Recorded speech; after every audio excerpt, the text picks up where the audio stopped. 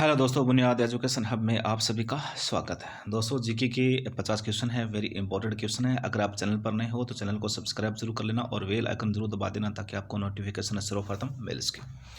दोस्तों, एक number question है, इसमें दे रखा है कि किस नदी को गुजरात की जीवन रेखा कहते हैं। दोस्तों, आप सभी को पता है कि गुजरात की जो जीवन रेखा कहते हैं नर्मदा नदी को कहते हैं। इसके अलावा दोस्तों, नर्मदा नदी से संबंधित और भी क्वेश्चन पूछा जाता है कि नर्मदा नदी का जो उद्गम स्थल है वो कहाँ है। तो आपको याद रखना अमरकंटक की पहाड़ियाँ।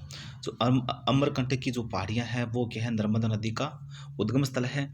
इसके अलावा नर्मदा नदी पर गुजरात में और सरदार सरोवर बांध का निर्माण किया गया है। गुजरात में और सरदार सरोवर जो बांध का निर्माण किया है वो नर्मदा नदी पर किया गया है, ठीक है ना। और गुजरात को ने नर्मदा नदी को अपने गुजरात की जीवन रेखा के नाम से भी जानते हैं। फिर देखिए दोस्तों, 2 नंबर क्वेश्चन है कि भारत में सबसे लंबी सहायक नदी कौन सी है। दोस्तों, अगर आपसे पूछ लें कि भारत में सबसे लंबी नदी कौन सी है तो गंगा नदी करनी है, और सहायक नदी सबसे लंबी कौन सी है तो वो आपको हो जाएगा यमुना नदी। यमुना नदी भारत में सबसे लंबी सहायक नदी है। फिर ये 3 नंबर क्वेश्चन आ गया कि भारत की सबसे लंबी नदी कौन सी है। दोस्तों, भारत की जो सबसे लंबी नदी है वो गंगा नदी है। कौन सी नदी है? गंगा नदी भारत की सबसे लंबी नदी है। और भारत की सबसे लंबी सहायक नदी कौन सी है तो वो आपको याद रखना यमुना नदी है। असम का शोक किस नदी को कहा जाता है? दोस्तों, असम का शोक आपको याद रखना ब्रह्मपुत्र नदी को कहा जाता है। और ब्रह्मपुत्र नदी के बारे में तो आपको याद रखना, इस पर माजुली द्वीप बना हुआ है जो विश्व का सबसे बड़ा नदी द्वीप है। आपसे पूछ लिया चाहिए कि विश्व का सबसे बड़ा नदी द्वीप किस नदी पर बना हुआ है तो आपको याद रखना ब्रह्मपुत्र नदी। और ब्रह्मपुत्र नदी को अपन क्या कहते हैं? असम का शोक के नाम से भी जानते हैं। फिर देखिए, जो बंगाल का शोक किसे कहते हैं तो दोस्तों, बंगाल का जो शोक कहते हैं तो वो आपको याद रखना दामोदर नदी को अपन क्या कहते हैं? बंगाल का शोक कहते हैं। पीछे मैंने आपको बताया था कि बिहार का शोक किसे कहते हैं, तो बिहार का शोक दोस्तों कोसी नदी को कहते हैं। कोसी नदी को अपन बिहार का शोक कहते हैं, बंगाल का शोक दामोदर नदी को कहते हैं, और असम का शोक किस नदी को कहते हैं तो आपको याद रखना ब्रह्मपुत्र नदी को कहते हैं। फिर देखिए दोस्तों, आगे वाला क्वेश्चन है 6 number question, very important question है। इसमें दे रखा है कि भारत की सबसे लंबी नहर कौन सी है। दोस्तों, भारत की जो सबसे लंबी नहर है वो इंदिरा गांधी नहर है, ठीक है ना। ये मुख्य रूप से राजस्थान में राज्य में बहती है, ठीक है ना। और इंदिरा गांधी नहर का जो पूर्ण नाम था वो राजस्थान नहर था। क्या नाम था? राजस्थान नहर था। और इंदिरा गांधी नहर को अपन राजस्थान की जीवन रेखा भी कहते हैं। इंदिरा गांधी नहर को अपन क्या कहते हैं? राजस्थान की जीवन रेखा के नाम से भी जानते हैं। ये भारत की सबसे लंबी नहर है। फिर इंदिरा गांधी नहर का उद्गम कहाँ से होता है? दोस्तों, इंदिरा गांधी नहर का जो उद्गम होता है तो वो आपको याद रखना हरी के बेरा से होता है। कहाँ से होता है? पंजाब के हरी के बेरा से क्या होता है? इंदिरा गांधी नहर का क्या होता है? उद्गम होता है। और ये भारत की सबसे लंबी नहर है। सर्वाधिक उपजाऊ मिट्टी कौन सी है? दोस्तों, आप सभी को पता है कि जो सर्वाधिक उपजाऊ मिट्टी है वो जलोढ़ मिट्टी होती है, दोमट मिट्टी होती है, ठीक है ना। नदियों के द्वारा प्रतिदिन जो बहाकर लाई जाती है जो जलोढ़ मिट्टी है, और वो क्या होती है? सबसे उपजाऊ मिट्टी मानी जाती है, और जिसको दोमट मिट्टी के नाम से भी जानते हैं। कपास की खेती के लिए कौन सी मिट्टी उपयुक्त है? दोस्तों, कपास की खेती के लिए आपको याद रखना काली मिट्टी उपयुक्त है। और काली मिट्टी को अपन रेगूर मिट्टी भी कहते हैं। क्या कहते हैं? रेगूर मिट्टी के नाम से भी जानते हैं। फिर देखिए, यही सेम क्वेश्चन आ गया कि काली मिट्टी को अन्य किस नाम से जानते हैं। दोस्तों, आप सभी को पता है काली मिट्टी को अपन रेगूर मिट्टी के नाम से भी जानते हैं। काली मिट्टी को रेगूर मिट्टी के नाम से जानते हैं, और ये कपास की खेती के लिए एकदम उपयुक्त मिट्टी है। फिर आगे वाला है 11 नंबर क्वेश्चन, इसमें दे रखा है कि लाल मिट्टी का रंग प्राय किस कारण लाल होता है। दोस्तों, लाल मिट्टी का जो रंग होता है लाल, वो किस कारण होता है तो लोहा अक्षर के कारण होता है। इसके अलावा दोस्तों, मैंने जनरल साइंस में आपको बताया था कि जो रकत का जो लाल रंग होता है वो किस धातु की वजह से होता है तो आपको याद रखना लोहा धातु की वजह से होता है। क्योंकि रकत में एक लाल रंग का पदार्थ होता है, उसका नाम है हीमोग्लोबिन। और ये हीमोग्लोबिन किस तत्व से बना होता है या किस धातु से बना होता है तो वो लोहा युक्त प्रोटीन से बना होता है। और इसीलिए रकत का रंग क्या होता है? लाल होता है। और मिट्टी का रंग भी लाल पूछ ले तो आपको क्या कर देना है? लो ऑक्साइड कर देना है। फिर देखिए दोस्तों, 12 नंबर क्वेश्चन है कि चाय की खेती के लिए उपयुक्त मिट्टी कौन सी है। दोस्तों, चाय की खेती के लिए जो उपयुक्त मिट्टी है उस मिट्टी का नाम है लेटेराइट मिट्टी। कौन सी मिट्टी हो जाएगी? लेटेराइट मिट्टी। आपके बारे में लेटेराइट मिट्टी के बारे में आप याद रखना, ये चाय की खेती के लिए उपयुक्त मिट्टी है। इसके अलावा दोस्तों, चाय में एक उत्तेजक पदार्थ पाया जाता है, जैसे अपन कहते हैं थीन। कॉफ़ी में तो कैफीन पाया जाता है। कॉफ़ी में तो क्या पाया जाता है? कॉफ़ी में तो कैफीन होता है। तम्बाकू में निकोटीन होता है। और चाय में कौन सा उत्तेजक पदार्थ पाया जाता है? थीन पाया जाता है। और चाय की खेती के लिए जो उपयुक्त मिट्टी है तो वो कौन सी है तो वो आपको याद रखना लेटराइट मिट्टी। फिर देखिए दोस्तों, यहाँ 13 नंबर क्वेश्चन में भारत की जलवायु पूछा गया है, ठीक है ना। बहुत अच्छा क्वेश्चन है। अगर दोस्तों वीडियो आपको अच्छा लगे तो वीडियो आप अपने दोस्तों को ज़्यादा से ज़्यादा शेयर करना और लाइक शेयर सब्सक्राइब जरूर कर लेना। 13 नंबर क्वेश्चन है, भारत की जलवायु कैसी है? दोस्तों भारत की जलवायु है तो आपको याद रखना उष्ण कटिबंधीय मानसूनी है। जो भारत की जो जलवायु है तो वो आपको याद रखना उष्ण कटिबंधीय मानसून है। भारत में मानसून का आगमन किस माह में होता है? दोस्तों भारत में जो मानसून का जो आगमन होता है तो वो आपको याद रखना जून की प्रथम सप्ताह में होता है। कब होता है? जून के प्रथम सप्ताह में भारत में मानसून का आगमन होता है। और सबसे पहले और किस राज्य में पहुंचता है? तो सबसे पहले केरल राज्य में पहुंचता है। सबसे पहले किस राज्य में पहुंचता है? केरल राज्य में। और इसकी शुरुआत कब होती है? तो आपको याद रखना जून के प्रथम सप्ताह में इसकी क्या होती है? शुरुआत होती है। फिर देखिए दोस्तों 15 नंबर क्वेश्चन इसमें दे रखा है कि रबी की फसल कब बोई जाती है? दोस्तों रबी की फसल के बारे में आपको याद रखना अक्टूबर नवंबर में बोई जाती है और मार्च अप्रैल में ये काटी जाती है। ठीक है ना। तो आपको याद रखना कि जो रबी की फसल है ये अक्टूबर नवंबर में बोई जाती है। अक्टूबर नवंबर में बोई जाती है और मार्च अप्रैल में क्या क्या की जाती है? काटी जाती है। और खरीफ की फसल के बारे में दोस्तों आपको याद रखना ये कब बोई जाती है? ये जून जुलाई में बोई जाती है और अक्टूबर नवंबर में ये क्या की जाती है? काटी जाती है। लक्षद्वीप किस सागर में है? दोस्तों लक्षद्वीप के बारे में आप याद रखना ये अरब सागर में है। कहाँ है? अरब सागर में है। ठीक है ना। लक्षद्वीप की राजधानी कौन सी है? तो दोस्तों आप सभी को पता है जो लक्षद्वीप की राजधानी है वो कवारती है। क्या है? कवारती। और लक्षद्वीप के बारे में दोस्तों आप सभी जानते हो कि ये केंद्र शासित प्रदेश है। ठीक है।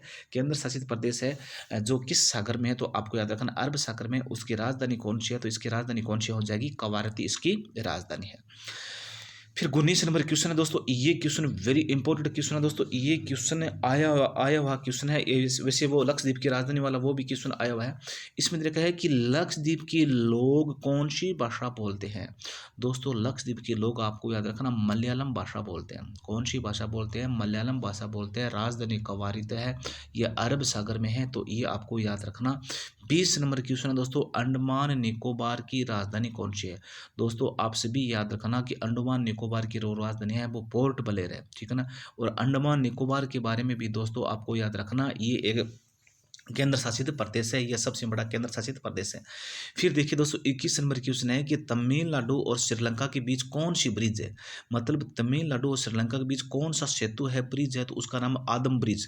इसका रामायण में उल्लेख है। जैसे भगवान श्री राम ने बनाया था उस ब्रिज को अपन क्या कहते हैं? आदम ब्रिज के नाम से भी जानते हैं। ठीक है ना। ये तमिलनाडु और श्रीलंका के बीच में। इसके अलावा दोस्तों भारत और श्रीलंका के बीच में कौन सी खाड़ी है? तो आपको याद रखना मन्नार की खाड़ी है। आपसे पूछा जाता है कि मन्नार की खाड़ी का किन दो देशों के बीच है? तो आपको याद रखना यह भारत और श्रीलंका के बीच है। भारत में हिमालय की सबसे ऊंची चोटी कौन सी है? देखो जो भारत में दोस्तों हिमालय की जो सबसे ऊंची चोटी है दोस्तों वो कंचनजंगा है। इसके अलावा दोस्तों केटू भी माना जाता है। केटू भी माना जाता है। लेकिन केटू के बारे में दोस्तों आप याद रखना इसका जो विस्तार है वो पाकिस्तान में। इसका विस्तार क्या है? पाकिस्तान में। लेकिन भारत की जो सबसे ऊंची चोटी है वो कंचनजंगा मानी जाती है। और कंचनजंगा दोस्तों किस राज्य में है? तो दोस्तों आप सभी को पता है वो सिक्किम राज्य में। किस राज्य में? सिक्किम राज्य में। वेरी इंपॉर्टेंट क्वेश्चन है। फिर देखिए दोस्तों 23 नंबर क्वेश्चन है। इसमें क्या दे रखा है? इसमें दे रखा है कि गिरनार की पहाड़ियाँ कहाँ हैं? दोस्तों आपको याद रखना कि जो गिरनार की पहाड़ी है वो गुजरात में। कहाँ है? तो गुजरात में। वेरी इंपॉर्टेंट क्वेश्चन आपको याद रखना। फिर देखिए दोस्तों गिर अभ्यारण्य। ठीक है ना। गिर अभ्यारण्य कहाँ है? तो ना गिर अभ्यारण्य कहाँ है? तो ये भी आपको याद रखना गुजरात में है। ठीक है ना। ये जंगली शेरों के लिए प्रसिद्ध है। एशियाई शेरों के लिए प्रसिद्ध है। ये जो गिर अभ्यारण्य दोस्तों गुजरात में है। ये एशियाई शेरों के लिए प्रसिद्ध है। इसके अलावा जो गिरनार की जो पहाड़ियाँ हैं वो भी कहाँ है? तो आपको याद रखना दोस्तों वो गुजरात में है। फिर 24 नंबर क्वेश्चन है दोस्तों, इसमें दे रखा है कि सतपुड़ा की पहाड़ियाँ किस राज्य में है? दोस्तों सतपुड़ा की जो पहाड़ियाँ हैं वो मध्य प्रदेश राज्य में। किस राज्य में है? तो मध्य प्रदेश राज्य में। आपको याद रखना कि जो सतपुड़ा की पहाड़ियाँ हैं तो वो कहाँ हैं? तो आपको याद रखना वो मध्य प्रदेश राज्य में है। ठीक है ना। फिर मालवा का फटार भी कहाँ है? तो दोस्तों वो भी मध्य प्रदेश में। विंध्याचल पर्वतमाला का विस्तार कहाँ है? तो वो भी मध्य प्रदेश में। तो ये आपको याद रखना। नंदा देवी शिखर कहाँ है? दोस्तों नंदा देवी के बारे में आप याद रखना ये शिखर उत्तराखंड में। कहाँ स्थित है? तो आपको याद रखना उत्तराखंड। और उत्तराखंड में दोस्तों वर्तमान में जो आज से लगभग 10 दिन पहले जो प्राकृतिक आपदा आई है। ठीक है ना। जो उत्तराखंड के चमोली में आई है। ठीक है ना। फिर जो ये 26 नंबर क्वेश्चन है कि मध्य प्रदेश में पंचमढ़ी पर्यटन स्थल किस पहाड़ी पर बना हुआ है? दोस्तों आपसे सीधा सा क्वेश्चन पूछा जाएगा कि जो ये पंचमढ़ी जो पर्यटक स्थल है और ये किस राज्य में है? तो दोस्तों आपको याद रखना ये मध्य प्रदेश में। इसके अलावा दोस्तों आपसे पूछा जाता है कि ऊटी ऊटी या उटकमंड, ये जो पर्यटक स्थल का है तो ये आपको याद रखना है, यह तमिलनाडु में। ये सभी के दोस्तों क्वेश्चन आए हुए क्वेश्चन है जो बार बार रिपीट हो रहे हैं, वेरी इंपॉर्टेंट क्वेश्चन है। फिर देखिए 27 नंबर क्वेश्चन देखा है कि पंचमंडी को क्या कहा जाता है। दोस्तों पंचमंडी की जो पहाड़ियां हैं, जो पर्यटक स्थल है, उसे सतपुड़ा की रानी कहा जाता है। क्या कहा जाता है? सतपुड़ा की रानी कहा जाता है। और सतपुड़ा की जो पहाड़ियां हैं वो भी मध्य प्रदेश में दोस्तों, पंचमंडी है वो भी कहाँ है? मध्य प्रदेश में। ये आपको याद रखना। सबसे बड़ा ग्लेशियर सियाचिन, सबसे बड़ा ग्लेशियर सियाचिन, यह भारत का सबसे बड़ा ऊंचा युद्ध स्थल, ठीक है ना, सियाचिन। ये विश्व नहीं, भारत का नहीं, विश्व का सबसे बड़ा सबसे ऊंचा युद्ध स्थल कौन सा है? तो आपको याद रखना सियाचिन। विश्व का सबसे बड़ा ग्लेशियर सियाचिन भारत के किस राज्य में? दोस्तों आपको याद रखना वो जम्मू कश्मीर में। और जम्मू कश्मीर के बारे में दोस्तों आपको याद रखना, इसे राज्य की दर्जा दे दिया गया, ठीक है ना। इसका जो केंद्र शासित का जो दर्जा था वो समाप्त कर दिया गया है और विषय क्या है? राज्य बना दिया गया है। ये देखिए दोस्तों, ये दो इस क्वेश्चन 2 आ गया है। मैंने आपको जो पहले ही बताया था कि ऊटी या उटकमंड कहाँ स्थित है। दोस्तों ऊटी या उटकमंड के बारे में आप याद रखना, ये तमिलनाडु में। ये कहाँ है? तमिलनाडु में, ठीक है ना। ये आप याद रखना। फिर 30 नंबर क्वेश्चन दे रखा है दोस्तों, इसमें जो कोसी नदी के बारे में आपको पहले ही बता चुका हूँ कि कौन सी नदी अपना मार्ग बदलने के लिए जानी जाती है। दोस्तों आप हमेशा याद रखना कि कौन सी नदी अपना मार्ग बदलने के लिए जानी जाती है। तो आपको याद रखना कोसी नदी अपने मार्ग बदलने के लिए क्या है? जानी जाती है। वेरी इंपॉर्टेंट क्वेश्चन है, ये आपको याद रखना।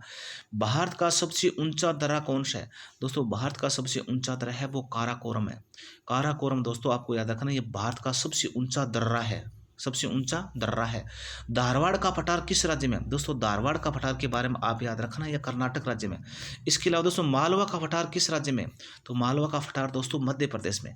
धारवाड़ का पठार आप याद रखना कर्नाटक में है। मालवा का पठार कहाँ है? तो वो आपको याद रखना मध्य प्रदेश में।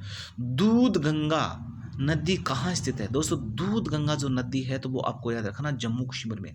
कहाँ है? जम्मू कश्मीर। और जम्मू कश्मीर की राजधानी कौन सी है दोस्तों? वो आपको याद रखना श्रीनगर। और श्रीनगर की स्थापना किसने की थी? तो आपको याद रखना महावीर ने, सम्राट अशोक ने क्या की थी? श्रीनगर की स्थापना की थी। फिर अंग्रेजों के समय भारत की ग्रीष्मकालीन राजधानी कौन सी थी? दोस्तों अंग्रेजों के समय जो भारत की जो ग्रीष्मकालीन राजधानी थी तो वो आपको याद रखना शिमला थी। कौन सी थी? शिमला थी। ये आपको याद रखना, वेरी इंपॉर्टेंट क्वेश्चन है। अंग्रेजों के समय जो भारत की जो ग्रीष्मकालीन राजधानी थी वो कौन सी थी? शिमला थी। और वैसे कौन सी राजधानी दोस्तों? वैसे आप सभी को पता है, वैसे थी कोलकाता। कौन सी थी? कोलकाता, ठीक है ना। और कोलकाता और दिल्ली कब राजधानी बनी थी? 1911 में। और दिल्ली भारत की क्या बनी थी? राजधानी बनी थी।